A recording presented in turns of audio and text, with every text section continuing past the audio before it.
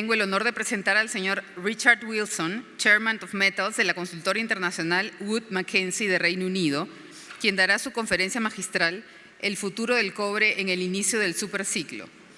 Wood Mackenzie es la fuente de información más completa a nivel mundial sobre el sector minero y energético.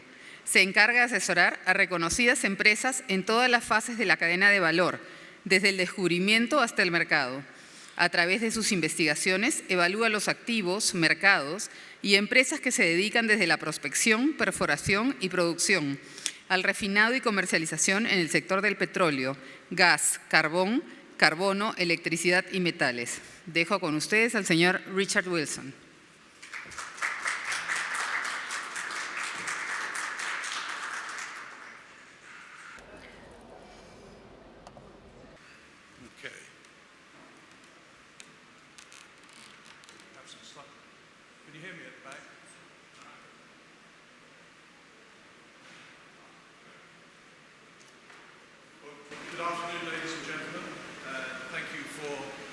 Inviting me here today.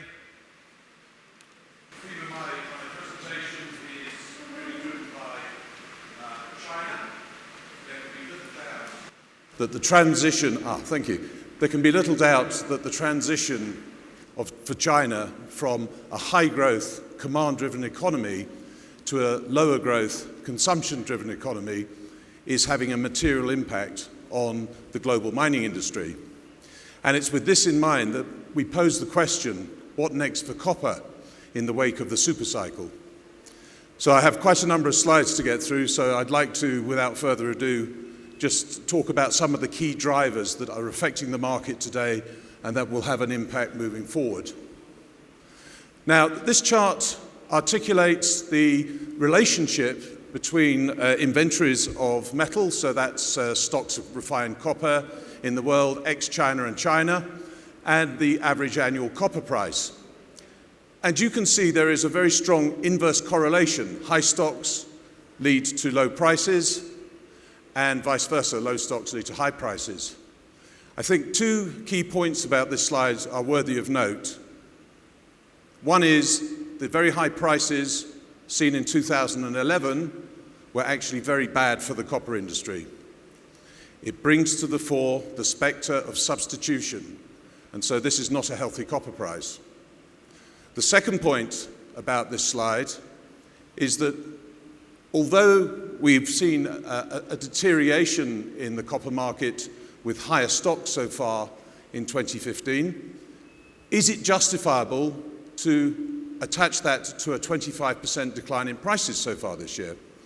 And our belief is that the reduction in prices seen in the first 9 months of 2015 are not fundamentally driven.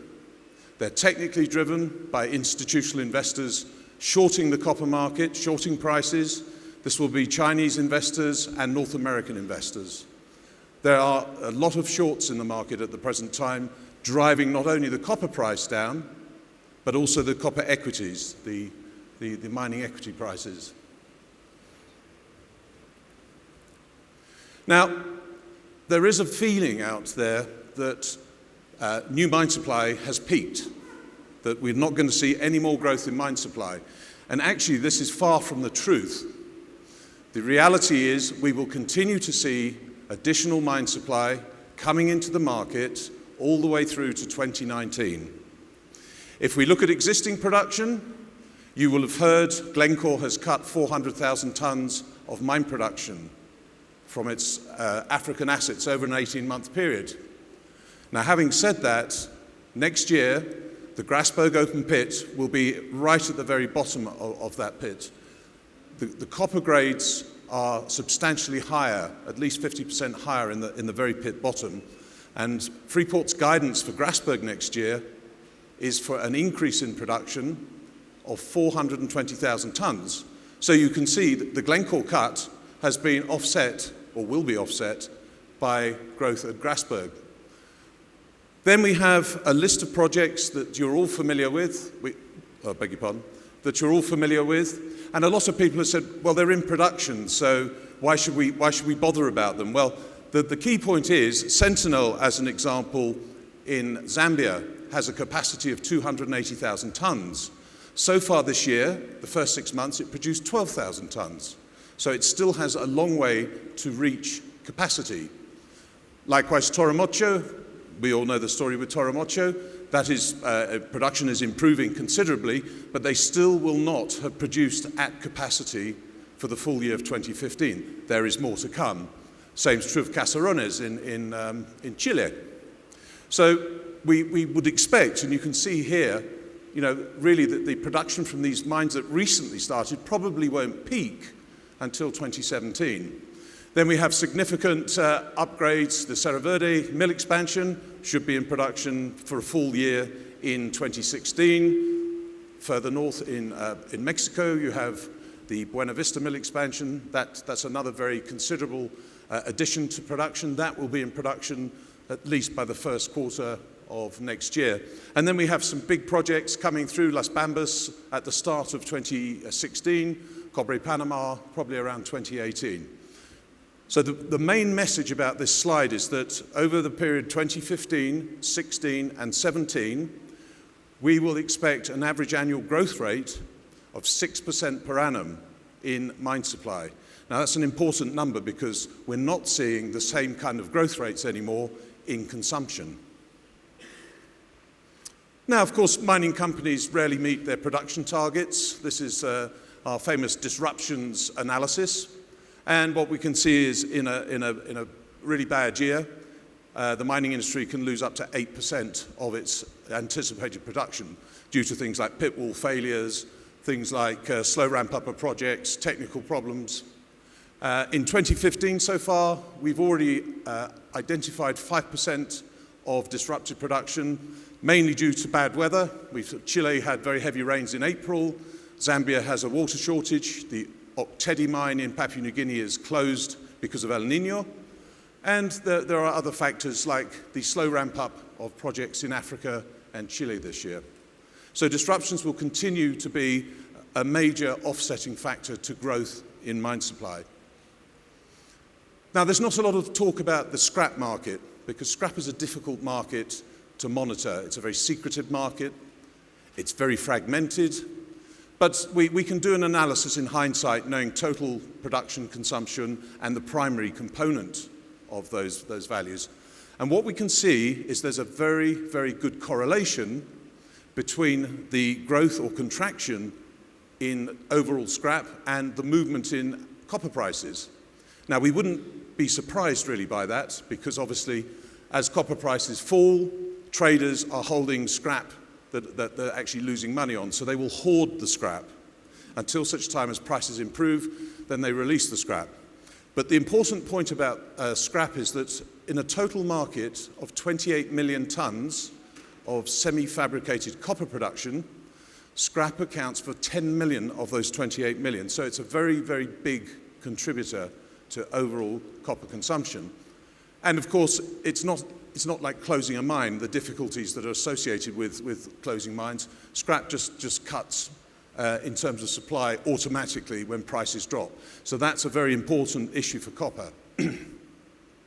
Now, we've seen clearly a lot of movements in exchange rates in recent times. And we're looking at the first half of 2015, and we're looking at the benefits to C1 copper cash costs from a result of depreciating currencies. And here, as you might expect, if you have a massive devaluation, like there was in Russia, you will get a big benefit from exchange rates on your cost. Also, no surprise, Australia, Brazil, Zambia, and Canada, all very resource-rich countries. As prices have been falling in the commodity markets, you would expect the exchange rates to depreciate. Now, when we look at Chile and Peru, countries of that like, they haven't had the same benefit in their costs. The reason for this is there's a large component of dollar-denominated costs in the Chilean and the Peruvian mining industry. So, of course, if the exchange rate moves, the impact is only, say, 50% in terms of the local currency effect. Overall, we would say that currency depreciation has reduced cash costs in the first half of this year by just over 9.5 cents a pound. And in fact, we can look at the movement in costs in this waterfall chart. In 2014, the average cash cost of production for copper globally was $1.56 a pound. We can see here the main drivers of lowering costs were, in the first instance, exchange rates, lower fuel prices, and productivity gains. So overall, between 2014 and the first half of 2015, the copper industry has experienced a reduction of 14 cents per pound in cash production costs. Perhaps more importantly, if we look at the marginal cost of production, this is the 90th percentile of costs. Why is that important? A lot of people look at marginal costs because it can give an indication of how low prices will go to drive production out of the system. Here is the 2014 outline copper cost curve for the mining industry. This is the 2015 cost curve. And what we can see is that at the 90th percentile, there has been a 30 cents per pound drop in production costs at the marginal cost, from $2.30 a pound to $2 a pound. And actually, even though the industry has been under some stress from considerably lower prices, at today's price, only 5% of the copper mining industry is losing money on a cash cost basis. If we're to look at aluminium, 30% of the industry is losing money at today's aluminium price. If we look at iron ore, 18% of the industry is losing money. Even zinc, which is a market that is likely to be in deficit in future years, 10% of the industry is losing money at today's zinc prices. And in nickel, it's 65% of the industry isn't making money at today's nickel price. So in fact, copper is doing quite well in this current price downturn. This is a chart that gives us a global view of consumption, but region by region. And I think the main takeaways here are that in 2014, copper consumption growth was very strong, 4.6% growth in that year. And that was driven by a very strong Chinese growth number of 7.3%. This year is a very different year for consumers. You can see in the case of China, we're unlikely to see growth much above 3%. And of course, with reasonably lackluster growth elsewhere, overall, that is a very, very sharp decline in consumption for 2015. Now, this is quite opportunistic for a lot of the institutional investors who are shorting these commodity markets, because each time we hear bad news from China, the purchasing managers index is down a little bit, or whatever's coming out of that industry, that gives opportunities to carry on shorting these markets. Moving forwards, we're still looking at relatively moderate growth. We expect a bit of a rebound in 2016 in China. A lot of what we're seeing this year is inventory correction, so we would expect a bit of a rebound. But moving forward, as we can see, China is moving into this much slower growth period. Now, what is happening in China? Well, one of the key drivers to the considerably slower growth this year is the substantial decline in investment. GDP is normally made up of about 45% investment, around 45–50% consumption, and then the balance is usually in a bit of trade, net trade. This year, you can see in the first quarter, there was a very substantial drop in investment. Most of this is from the construction industry. What's happening in the construction industry? There is a very considerable stock overhang of unsold properties, particularly in the Tier 3 and Tier 4 cities. So, of course, you've got, basically you have to sell this overhang of stock, and at the same time, you're not seeing construction starts moving ahead at any pace. So construction is a big contributor to slower investment growth. Also, to give you an example, a number of mega projects this year were not approved by the Ministry of Environmental Protection. Of the 92 projects that the Ministry of Environmental Protection examined, they rejected 17 of these. So that's $17 billion of investment that wasn't carried out on environmental grounds. If we consider the state grid, the big power generating corporation, they've been under investigation since September of last year. The state grid's budget this year is around $70 billion. Because individuals in the state grid were under investigation, what we have seen is that there has not been the spend coming through in investment in power infrastructure. So in the first 6 months of the year, the budget spent was only 38% of the total. So this starts to build a picture, if you like, in terms of what's happening in the Chinese market. We do expect the property market to remain relatively lackluster in the next few years. And yes, the government can tinker with the economy. They can change the reserve ratios for the banks. They can lower interest rates a bit here. They can pump money into certain areas of infrastructure like the railways and what have you. But they have to be very careful. China cannot afford to do what they did in 2009 with that massive incentive program that they put into the economy, because it was very, very inflationary. So China then had to spend the whole of 2010, 2011 and 12 squeezing that inflation out of the market. They will not do that again. They may, as I say, they will tweak at the margin where possible, but what Chinese government doesn't want to do is to derail the goal of an orderly transition to a consumption-driven economy. So, is it all over China? Has China's growth peaked? Should we be concerned? What is the outcome? Well, one of the charts we like to show people is, where's China come from? Where's China going to? This isn't refined consumption, this is real use consumption. We're not interested in how much China consumed to ship out as, in washing machines to the United States. We want to know how much copper stayed in China, so what was consumed in China and stayed in China. So this is real use. So we're netting out the trade in various products. And what we can see is in 2000, when China was 35% urbanized, they were consuming 2 kilos per capita of copper.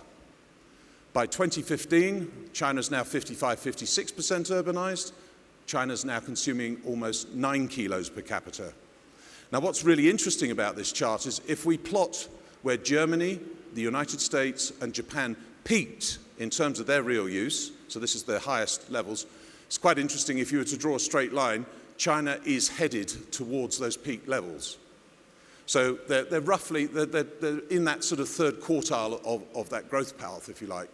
Now, we don't think that necessarily China will reach the 15 or 16 kilos per capita growth seen in the mature economies, because there's a lot of substitution these days that wasn't the case back when the mature economies were going through their urbanization.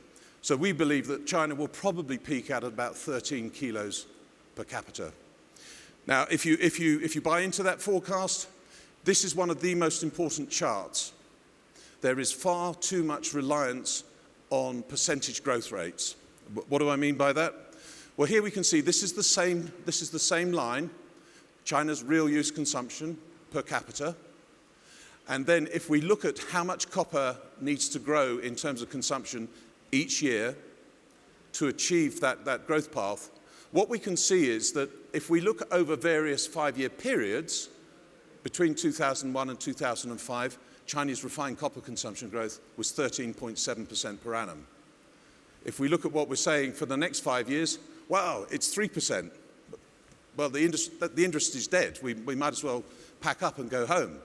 But the reality is, if you look in absolute tonnage levels, because of the sheer scale of the effect of the Chinese economy now, that 13.7% growth was giving you an extra 530,000 tons of absolute copper consumption every year. Our paltry 3.1% growth is still giving us 400,000 tons a year. That means for the next 5 years, China needs 1 new Las Bambas every year for the next 5 years just to satisfy its growth. So let's not think too hard about 3% growth versus 13.7% growth. Let's think about the absolute tons that are required to satisfy this big Chinese market. Turning now to the mining sector. Well, this is, if you like, the primary copper industry. And what we have here are various building blocks. In the first instance, that bar at the top represents net revenue. Copper revenue, plus byproducts, less freight, less treatment and refining charges. It's an ex-mine gate value for the copper industry. Then we can build our cost blocks. We have the mine site costs in the light blue. We have indirect costs. We have sustaining capex. and the big green bar is the expansion or greenfield capex. Now, clearly, two things are very apparent on this chart. Post-global financial crisis, this very massive ramp up in investment in brownfield and greenfield projects. Unfortunately for the copper industry, post-2011, prices have only gone in one direction. And the combination of high capital spend and low prices has been a big squeeze on residual cash flow. Now, of course, bear in mind, this is pre-tax, so not only do mining companies have to think about R&D and other non-costs that are not considered in the build there, but they also have to think about paying tax to the taxman. Now, of course, if I'm investing in mining stocks, historically, I was always told, don't worry about dividend yield. It's irrelevant to mining companies. We are going to deliver you growth. And yes, that was certainly the case in the late 2000s, that you could certainly see the growth. Unfortunately, that's no longer the case. As I say, since 2011, margins have been squeezed very, very considerably. On the London Stock Exchange, most mining companies, the value of the equities are down by about 60% on average since 2011. Mining companies cannot turn around and say, we can deliver you growth. They can't. So shareholders are saying, give us dividend yield. And if you don't give us dividend yield, we'll go and invest in pharmaceuticals or in defensive stocks or utilities. So, of course, even if mining companies wanted to invest in projects today, they can't. First off, they don't have the free cash flow. The banks aren't interested in loaning them money. And even if they wanted to invest or could invest, shareholders would punish them, because shareholders aren't interested in being told, we need $6 billion and maybe in 8 years' time, we will give you a return. So this is a very important chart because it means mining companies' hands are tied for the next few years because of low prices. But now here's the thing. If we look at all of the projects, the main projects, that have been developed since 2005, we can see the lead times are very substantial in terms of feasibility work and construction work. You're looking typically at an 8-year period between your initial feasibility to completion of construction. So that's very important. I'll go back a slide. If we're saying that the mining industry is unable to really start the next wave of project development, even by 2018, it means the mining industry isn't going to be delivering a wave of projects until at least 2026. So that's a very big factor. The other factor is ore grades are continuing to decline. It's always the fact that we've been through a wave of new project development just recently, and of course we know mining projects tend to high-grade their reserves at the start of production because of the time value of money. It improves their IRR. Then, of course, what happens is grades start declining quite significantly. So we are looking at a situation where we have this ongoing decline in grades as we move into the future. That has two effects. Firstly, it results in lower production from existing mines. And the second thing, it puts upward cost pressure on C1 cash costs. We shouldn't forget, too, that currency is a major contributor to both prices and costs. And here we can see this is what we call the currency cycle for the copper mining industry. So what we do is, for each country that produces copper, we look at the change in exchange rates from one year to another, we index that, and then we weight that change by each country's contribution to total copper production. And that then gives us this quite interesting currency movement slide. And you can see that actually, for copper, the currencies peak at about 7% above parity, and they also trough at around 10% below parity. And this actually is quite important, because if we're thinking about projecting capital and operating costs to determine an incentive price for copper, if we are to do that today, in other words, when currencies are fully depreciated, we are going to underestimate capital costs, we're going to underestimate operating costs. And so our incentive price is likely to be underestimated. Conversely, if you look back in 2011, when we were at the top of the peak, we were probably likely to have been overestimating our incentive price for the same reason. And actually, what one should do is not use the current year's exchange rates in doing those projections. You should actually use that median position to come up with a smoothed outlook. And I think it's one of the reasons why people's long-term price forecasts tend to go up and down with currency. So overall, in the next 10 years, we can see existing mine production tailing off because of declining ore grades, because of mine closures. We can see demand for new mine production continuing to grow. We believe that the industry has to make more production cuts. As I said, we've got 6% growth for the next few years in mine supply. We've only got 3% growth in consumption. We've seen 450,000 tons of cuts already. We believe you're going to need at least that again in the next few years in order to maintain an orderly market. But what we can say is, what is the demand in 10 years' time for greenfield capacity?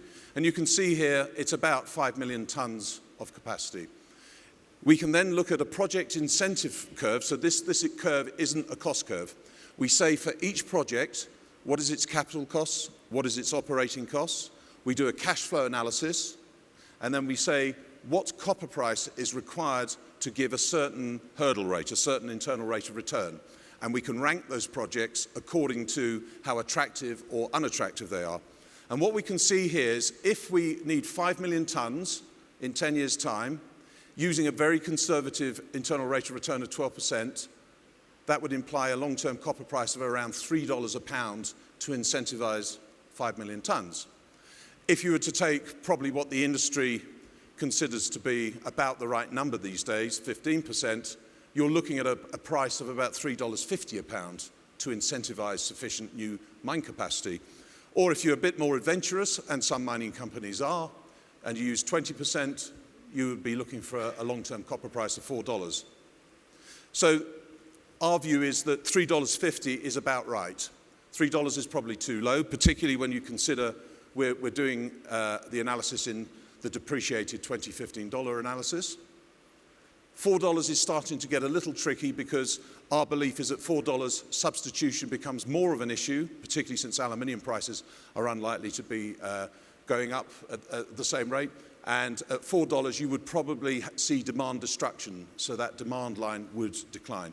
So for all those reasons, we believe $3.50 is a sensible and fair value long-term price for copper. So this is the chart I started with, and what I'm articulating to you here is if we see no further mine production cuts, stocks will continue to rise in the market to what we would consider untenable levels.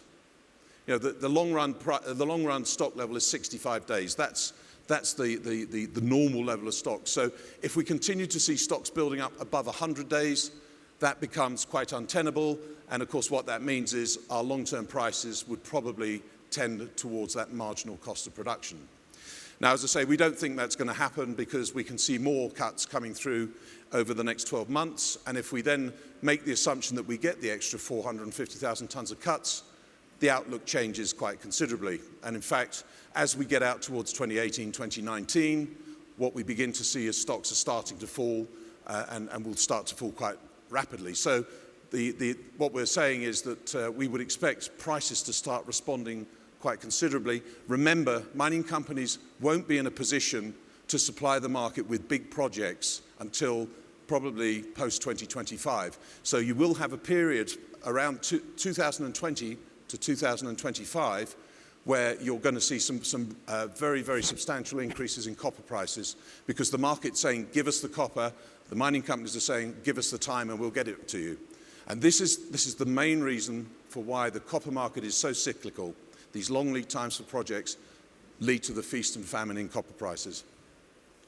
So in overall terms, this is very good news for a country like Peru. You can see here we've split our analysis, our estimates into base case mines already in production or coming through to production, but we still have a very, very large suite of projects that could come through and fill the next supply gap. Now, that's all very easy to say, but of course, there's at least three key components to this. One is, you need the infrastructure in Peru. You need the water, you need the port facilities, the roads, the rails.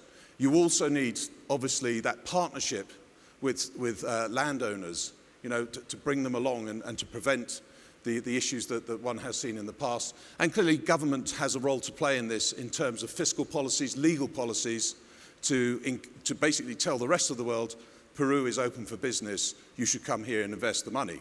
And I think those are the key messages. Plenty of resource there, of good quality resource, but of course you need to have those strands in place to facilitate their development. So my last slide, and I'm down to my last minute and 35 seconds, so I'm about there. In summary, we can say that this 4-year bear trend in commodity prices and copper continues. We have some more risks on the downside on consumption from potentially slower economic growth. Growth in mine supply, as I said, is unlikely to peak until 2019. That raises the spectre of more price-related cuts in the near term. But there are very few early-stage projects right now under development. And given the long lead times, we can see a very strong price response sometime around that 2019-2020 period. And as I say, from the analysis I showed you, we believe $3.50 is a good long-term price, regardless of where prices are in 2015. So with that, I will close and thank you for your attention.